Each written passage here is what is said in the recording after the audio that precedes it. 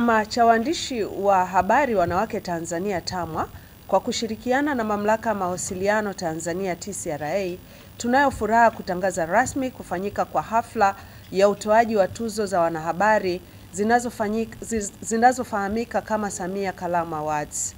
Tuzo hizi zimelenga kuhamasisha uandishi wa habari za maendeleo unaojikita katika kufanya kazi za uchambuzi na utafiti wa kina, kuongeza maudhui ya ndani, kuzingatia weledi, maadili na uwajibikaji wa kitaaluma, kukuza uzalendo na kujenga taswira chanya ya nchi.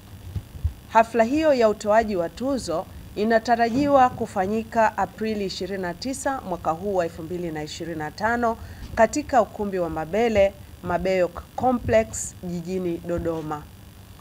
Mgeni rasmi wa tukio hili anatarajiwa kuwa Rais wa Jamhuri ya Muungano wa Tanzania, Mheshimiwa Dr. Samia Suluhu Hassan.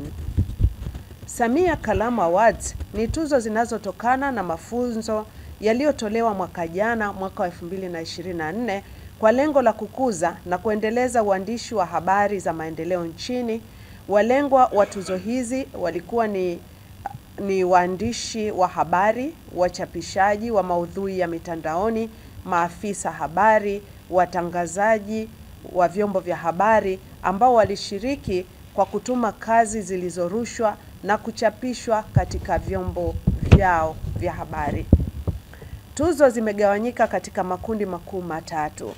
Kundi la kwanza linahusisha tuzo maalum za kitaifa ambazo ni pamoja na tuzo za chombo cha habari mahiri kitaifa, tuzo za wanahabari wabobevu, tuzo za afisa habari mahiri wa serikali, tuzo za mwandishi wa habari mahiri wa kitaifa, tuzo ya uandishi wa habari za matumizi ya nishati safi ya kupikia.